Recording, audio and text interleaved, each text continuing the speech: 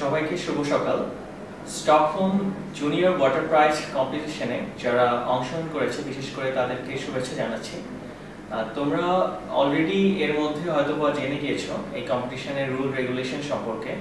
তো অনেকে ইন্টারেস্টেড আছে যে এই প্রোগ্রাম বা এই কম্পিটিশনের রিপোর্টটা কীরকম হবে বা প্রজেক্ট রিপোর্টটা কীরকম হবে বা কী ক্রাইটেরিয়া ফলো করতে হবে।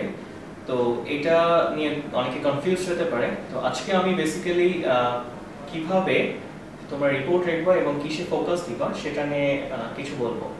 তো তোমরা হয়তোবা তোমাদের ক্রাইটেরিয়াগুলো দেখেছো।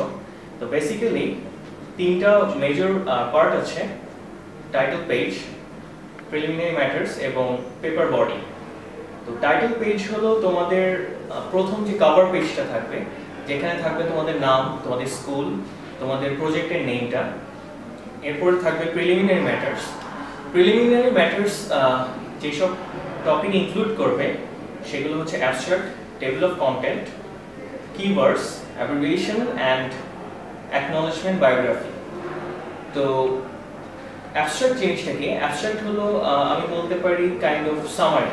তুমি তোমাদের টোটাল প্রজেক্টে কি করছো একটু ইন্ট্রোডাকশন থাকবে, টোটাল প্রসেসের আমরা যেটাকে মেথোডোলজি বলি, মেথোডোলজি সম্পর্কে একটা সামারি থাকবে এবং ফাইনালি তোমাদের যে আউটকাম সেটারও একটা ভেরি শর্ট ডিসক্রিপশন থাকবে, যেটা দেখে একজন ভিউয়ার বা যে কোনো কেউ যে এটা অ্যাসেস করতে চাচ্ছে কীরকম হয়েছে একটা টোটাল আইডিয়া পাবে। So in one sense total একটা আইডিয়া পাওয়ার জন্য যা দরকার সামারাইজ অবস্থায় তোমাদের অ্যাবস্ট্রাক্টে থাকবে। সেকেন্ড হলো টেবিল অফ কন্টেন্ট। এটা আমরা সবাই জানি, আমরা বইয়ের প্রথমে একটা টেবিল অফ কন্টেন্ট থাকে, কোন পেজে কোন আইটেম আছে। যেমন ধরো ফার্স্ট পেজ যেটা তোমাদের রিপোর্টে অবশ্যই মনে রাখবে, পেজ নাম্বারটা শুরু হবে প্রিলিমিনারি ম্যাটার্স থেকে। কভার পেজে কোনো পেজ নাম্বার থাকবে না। প্রিলিমিনারি ম্যাটার্সের প্রথম টপিক যেটা অ্যাবস্ট্রাক্ট সেটা হলো পেজ নাম্বার 1 থেকে। ওকে, তো টেবিল অফ কন্টেন্টে যেমন থাকবে কি অ্যাবস্ট্রাক্ট টেবিল অফ কন্টেন্টে অ্যাবস্ট্রাক্ট হলো পেজ নাম্বার 1 এ। তো এরকম করে table of content page number 2, keywords, এরকম করে প্রত্যেকটা পেজ নাম্বার থাকবে টেবিল অফ কন্টেন্ট। তারপর আসে কিওয়ার্ডস।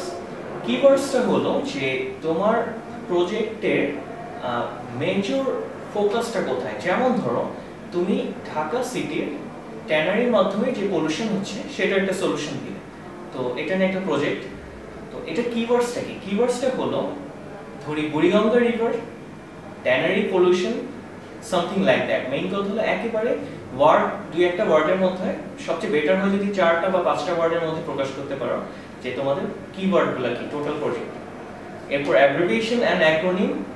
অ্যাব্রিভিয়েশন আমরা সবাই জানি, ধরো তোমার প্রজেক্টের মাঝখানে কোথাও তুমি ইউজ করলে DOE, এটার অ্যাব্রিভিয়েশন কি? Department of environment. এই অ্যাব্রিভিয়েশনটা একেবারে প্রথমে প্রিলিমিনারি ম্যাটার্সে অ্যাব্রিভিয়েশনের মাঝে থাকবে। এরকম ধরো BMD, বাংলাদেশ মেট্রোলজিক্যাল ডিপার্টমেন্ট, এরকম আরোগুলো থাকবে। Biography, acknowledgement. অ্যাকনলেজমেন্ট হলো তোমার প্রজেক্টে তুমি কি ধরনের হেল্প নিয়েছো সেটা অ্যাকনলেজ করবে। ধরো তুমি তোমার কোন একটা মেন্টরের কাছে হেল্প নিয়েছো, সেই মেন্টরকে এখানে অ্যাকনলেজ করবে। তুমি যাদের কাছ থেকে ডেটা নিয়েছো, ধরো তুমি ফ্লোয়ের ডেটা নিলা বা ক্লাইমেট ডেটা, কতটুকু বৃষ্টি হচ্ছে এটা নিলা বাংলাদেশ মেট্রোলজিক্যাল ডিপার্টমেন্ট থেকে, আবহাওয়া অধিদপ্তর থেকে, তাদেরকে অ্যাকনলেজ করবে। তো টোটাল কাজে যাদের কাছে যতটুকু হেল্প নিয়েছো এটা অ্যাকনলেজ করতে হবে। এবং ফাইনালি প্রিলিমিনারি ম্যাটারের লাস্ট টপিক হলো বায়োগ্রাফি। বায়োগ্রাফিটা হলো যে তুমি নিজেকে এখানে ইন্ট্রোডিউস করবা, তুমি নিজে এবং তোমার যদি গ্রুপ মেম্বার যদি একাধিক থাকে তাদেরকে এখানে ইন্ট্রোডিউস করতে হবে।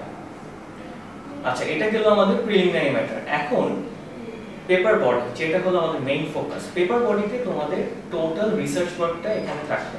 তো পেপার বডির প্রথম টপিকটা হলো ইন্ট্রোডাকশন। ইন্ট্রোডাকশন হলো তোমার নিজের প্রজেক্টটাকে তুমি এখানে ইন্ট্রোডিউস করবে। এখানে থাকবে তুমি প্রজেক্টটা কি করেছো, একটা ইন্ট্রোডিউস, প্রিভিয়াসলি যদি কেউ কোনো ধরনের সিমিলার কাজ করে থাকে সেটা সম্পর্কে খুবই ব্রিফ একটা কথাবার্তা বলা। এবং মোস্ট ইম্পর্টেন্টলি যেটা হলো যে তোমার এই যে কাজটা করেছো চেষ্টা করবে যে এই কাজটা কেন ইম্পর্টেন্ট, এখানে একটু আইডিয়া দিতে হবে তোমার এই কাজটা কেন ইম্পর্টেন্ট। তোমার এটা তো অনেক বড় কম্পিটিশন তোমরা জানো। সো তুমি যে কাজটা করেছো এটা যদি তুমি এস্টাবলিশ না করতে পারো যে এটা কেন important, then it would be a difficult job. Okay, তো ইন্ট্রোডাকশনে আরো কিছু আসতে পারে, যেমন ধরো তোমার স্টাডি এরিয়া, তুমি কোন জায়গা নিয়ে কাজ করছো সেটাকে ইন্ট্রোডিউস করবা। তারপরে তুমি ধরো সামনে আরো ডিটেইল আসবে কি মেথড বা ম্যাটেরিয়াল ইউজ করেছো, কিন্তু এখানে সামান্য একটু আইডিয়া দিতে হবে। আচ্ছা, এরপর আসবে materials and method. Materials and method হলো তুমি যে কাজটা করেছো সেটার মধ্যে কি কি ম্যাটেরিয়ালস ইউজ করেছো, কি কি মেথড ফলো করেছো।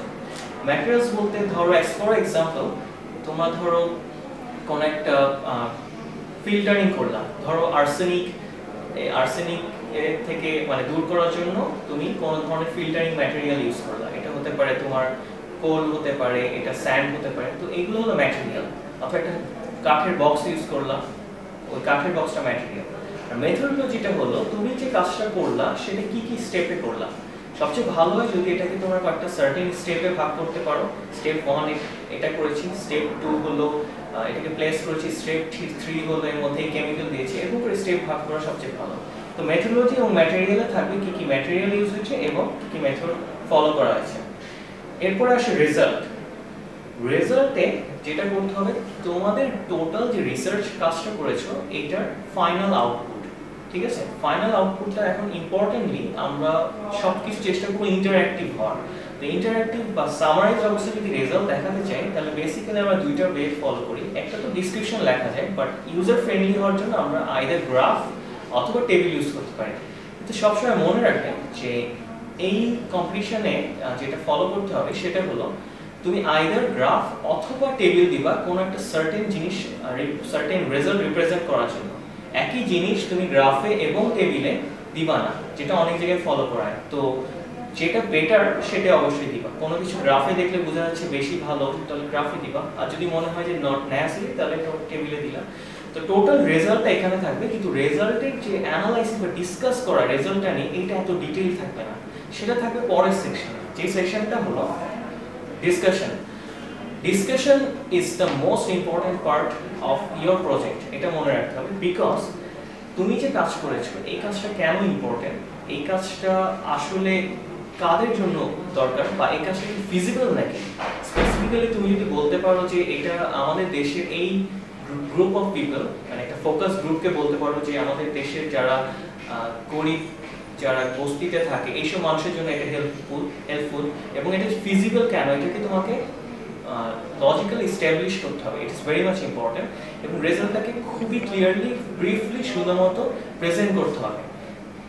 একটা জিনিস সবচেয়ে ইম্পর্টেন্ট সেটা হলো যে মানে যে কোনো রিভিউয়ার অবশ্যই প্রথমে অ্যাবস্ট্রাক্ট করবে, এরপরে এখানে ডিসকাশনটা সবচেয়ে ইম্পর্টেন্স দিবে। ওকে, ডিসকাশন তুমি কিভাবে ডিসকাস করছো রেজাল্টটা, ওটা আসলে কতটুকু ইম্পর্টেন্ট। এবং ফাইনালি কনক্লুশন। কনক্লুশন হলো টোটাল কাজের একটা ফাইনাল কনক্লুশন দিতে হবে। তো অ্যাবস্ট্রাক্টে কি করেছিলাম, অ্যাবস্ট্রাক্টে আমরা টোটাল একটা সামারি দিয়েছি, সেখানে আমরা মানে টোটাল রেজাল্টটা নিয়ে কম কথা বলেছি। তো কনক্লুশনেও আমাদের এরকম যে সামান্য বলা থাকবে যে কি করা হয়েছে টোটাল প্রজেক্টে, এত ডিটেল না, কিন্তু বেশি ইম্পর্টেন্স দেওয়া হবে আমার আউটকাম, ফাইনাল ফাইন্ডিংসটা কি।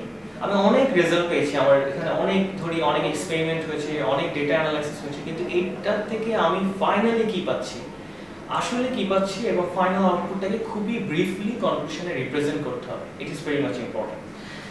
আচ্ছা, এরপর আসে রেফারেন্স। রেফারেন্স হলো যে আমি আমার কাজে, ধরো তোমরা তোমাদের যে রিসার্চ কাজটা করেছো এখানে ভিতরে ধরো বললে যে কোথাও যে এই কাজটা অ্যাপল এর আগে করেছিল, তো এই কাজটা আগে করা হয়েছিল, ভিতরে বলা হয়েছে একটা নামে অ্যাপল। তো সে যে কাজটা করেছে সেটা কি কাজ আসলে সেটা ওখানে এত ডিটেইল থাকবে না। রেফারেন্সে যেটা থাকবে তার নাম এবং কাজটার নাম থাকবে, এবং তার কাজটাকে রেফারেন্স করা হচ্ছে সেটা কোথায় পাবলিশ হয়েছে এই ইনফরমেশনগুলো থাকবে। তাহলে ব্যাপারটা দাঁড়াচ্ছে যে তোমার টোটাল কাজে তুমি যাকে যাকে বলেছো বা যার কথা বলেছো বা যেই রিসার্চকে তুমি রেফার করেছো শুধু সেগুলার রেফারেন্সগুলো ফাইনালি থাকবে। এখন হতে পারে তুমি অনেক ধরনের বই পড়েছো, অনেক কিছু পড়েছো, কিন্তু তোমার রিসার্চে কোথাও তুমি বলনি সেই কথাটা, তাহলে কিন্তু রেফারেন্স ওই জিনিসটা আসবে না। শুধুমাত্র তোমার রিসার্চে যেই পাবলিকেশনকে রেফার করা হয়েছে শুধু সেইগুলোই রেফারেন্স থাকবে। আচ্ছা, এরপর আসে বিবলিওগ্রাফি। বিবলিওগ্রাফি হলো যদি দরকার হয়। তো এটা কি রকম জিনিস, এটা হলো একটা এক্সাম্পল দিই। ধরো কিছু এক্সট্রা ইনফরমেশন হলো তোমার ফিল্ড ভিজিট থেকে তুমি সাধারণ মানুষের সাথে কথা বলেছো, তাদের ইন্টারভিউ নিয়েছো, এই জিনিসটা তো তোমার ইয়েতে থাকবে না, তোমার টোটাল রিপোর্টে থাকবে না। কি ইন্টারভিউ নিয়েছো, তুমি কি কোশ্চেন করেছো, তারা কি অ্যান্সার দিয়েছে, এগুলো থাকবে বিবলিওগ্রাফিতে। সেম হতে পারে একটা রিকগনাইজেন্স সার্ভে করা হলো, যে সাধারণ মানুষের মতামত নেওয়া হলো, কে কি বলে, 30-40 জনের মতামত নেওয়া হলো, এইসব ইনফরমেশনগুলো থাকবে বিবলিওগ্রাফিতে। ওকে, আচ্ছা, লাস্ট টপিক হলো অ্যানেক্সার। অ্যানেক্সার হলো যে টোটাল রিসার্চে যদি সাপ্লিমেন্টারি কোনো রেজাল্ট থাকে বা ইনফরমেশন থাকে, যেটা যে কোনো রিভিউয়ার প্রয়োজন বোধে সেটা ইউজ করতে পারে, যেটা তার জন্য হেল্পফুল হতে পারে, বাট নট নেসেসারি। ধরো তোমার একটা রেজাল্ট রিপ্রেজেন্ট করার জন্য অনেক গ্রাফ আছে, অনেক টেবিল আছে, তো তুমি সব টেবিল আর সব গ্রাফ তো তোমার রিপোর্টের মধ্যে দিতে পারবে না, সেটা অনেক বাজে দেখায় বা অনেক ক্ষেত্রে ভালোভাবে রিপ্রেজেন্ট করা যায় না। তো এই ক্ষেত্রে যতটুকু নেসেসারি শুধু ততটুকু থাকবে ভিতরে, আর বাকি যে এডিশনাল সেগুলো থাকবে অ্যানেক্সারে। তো এটা হলো আমাদের টোটাল রিপোর্টের একটা আইডিয়া। আর টাইপোগ্রাফিক্যাল ব্যাপারটা হলো টোটাল রিপোর্টটা তোমরা লিখবা A4 পেপারে, তোমাদের মার্জিন উপরে থাকবে হলো 1.5 সেন্টিমিটার দুই সাইডে এবং উপর নিচে থাকবে 2 সেন্টিমিটার। তোমার Times new Roman font use করবে 12 পয়েন্টের এবং স্পেসিং হবে 1.5 স্পেসিং। তো এটা হলো তোমাদের টোটাল টাইপোগ্রাফিক্যাল রেগুলেশন। এবং ফাইনালি সবচেয়ে ইম্পর্টেন্ট যেটা, টাইটেল পেজ, কভার পেজ বাদে তোমাদের কোনো মতে যাতে 20 পেজ ক্রস না করে, তোমাদের টোটাল যাতে 20 পেজের মধ্যে টোটাল রিপোর্টটা কভার করে। তো এটাই ছিল তোমাদের প্রজেক্টের রিপোর্টের একটা কিভাবে লিখবে, একটা সামান্য একটা আইডিয়া। তো আমি আশা করি তোমরা অনেক ভালো রিপোর্ট লিখবে, তোমাদের শুভকামনা রইল, আশা করি অনেক ভালো কিছু পাবো তোমাদের কাছ থেকে। ধন্যবাদ।